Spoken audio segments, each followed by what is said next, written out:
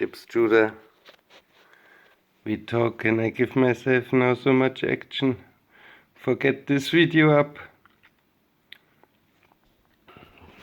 First I want to show you something. But this fucking computer is loading and loading and loading.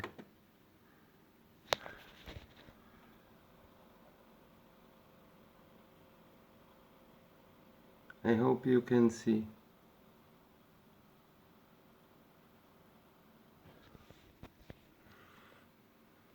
Chips Juda. I love what we talk today. Freedom for Jamaica. Freedom for Trinidad Tobago. You number one, all two. And we all in world know. And so much more we know. You bring to us. And now I start this video. You see this?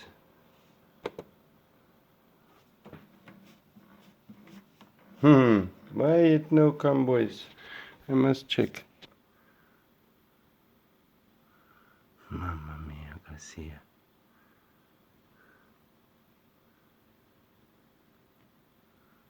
Everywhere's the voice up. I can't believe. Maybe it's now here. You know, I must start later. 1, 2, 3. A complete rejection of a British imperial culture. Okay, I start new. Sorry. Minister of Antigua and Barbuda, Gaston Brown, publicly and unreservedly apologized to the Rastafarian community in Antigua and Barbuda, who were marginalized as social outcasts and actively discriminated against for decades. In the eyes of the colonial power that ruled our country for 3 centuries, the sins of the Rastafari were twofold. First, their complete rejection of a British imperial culture that enslaved people of African descent and amputated their connection to their ancestral homeland in Africa. And second, their determination to shape an identity that refused to succumb to the desecration of their culture and their religious beliefs. For these transgressions, they were marginalized and alienated for almost 100 years throughout the Caribbean. It is a tribute to their endurance and their innate capacity that the Rastafarian community throughout the region, and now increasingly in many parts of the world, have produced professionals in medicine, in science, in the halls of academia, and in the performing arts.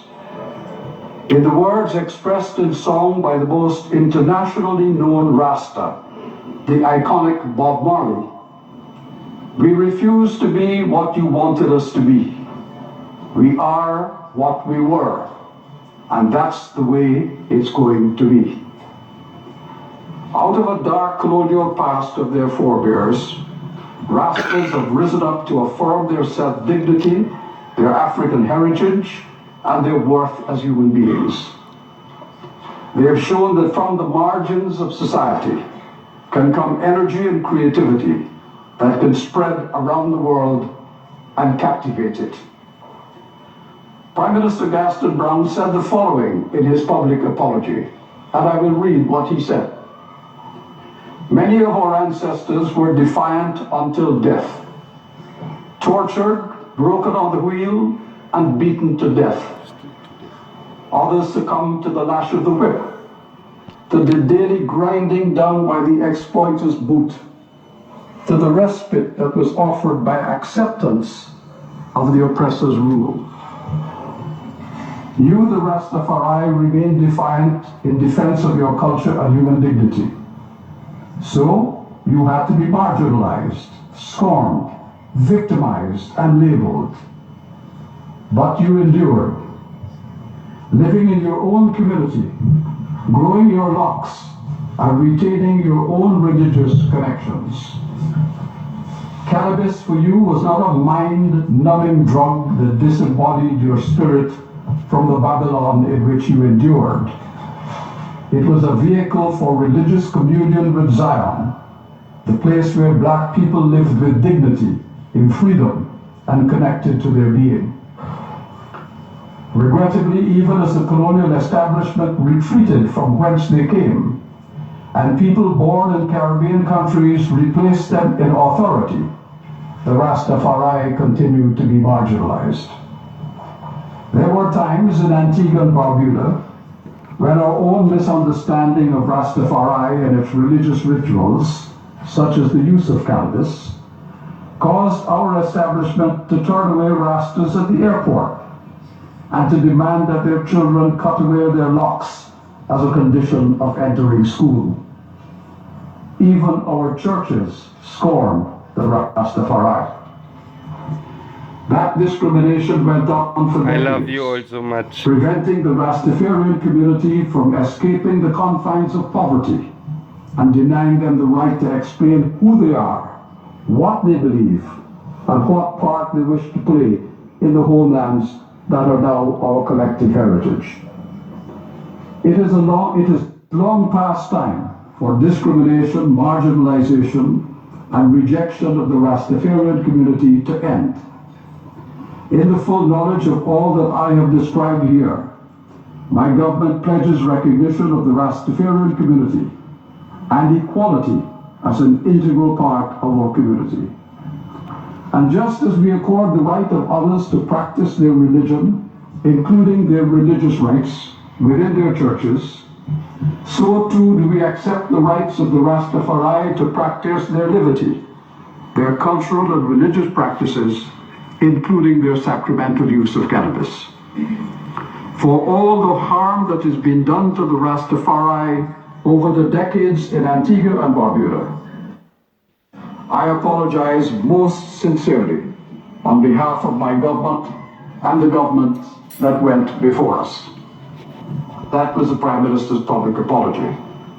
Mr. President, the Prime Minister and government of Antigua and Barbuda have already taken steps to recognize the dignity and worth of the Rastafarian community as an integral part of our society. Members of the Rastafari have long served as teachers in our schools and as key members of our farming community. Now they serve as senators in our parliament and in our diplomatic service, including with the rank of ambassador. Mr. President, the actions of the Prime Minister of Antigua and Barbuda gives meaning and substance to the Inter-American Democratic Charter, which in its proper application underscores the important values for which we stand as a community of nations in the Americas. You hear this? The measures that have been taken are consistent with Article 9 of the Charter, which commits us all to the elimination of all forms of discrimination, especially gender, ethnic and racial discrimination, as well as diverse forms of intolerance, the promotion and protection of human rights of indigenous peoples and migrants, and respect for ethnic, cultural, and religious diversity in the Americas, contributing to strengthening democracy and to citizen participation. Mr. President, members of this council, Now our Virgin speak, you know, why you get it now in original. And my mobile stopped me, you know, I have only 7%. You get the original now, chips. I love you, you know. This is why we live.